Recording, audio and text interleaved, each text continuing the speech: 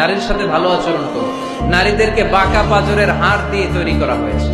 এই হাড়কে সোজা করতে গেলে ভেঙে যাবে, রেখে দিলে বাঁকাই থেকে যাবে। তো কি করতে হবে? ফাস্তাউসু বিন-নিসাই খায়রা, কোমল আচরণ করো।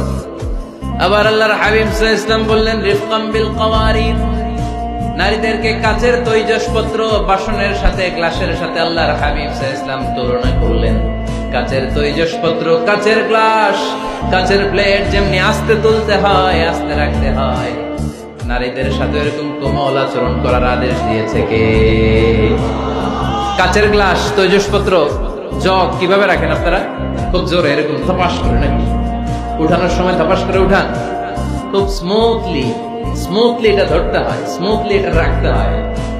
তেমনি নারীদের সাথেও স্মুথলি আচরণ করবেন। নারীদেরকে যত আপনি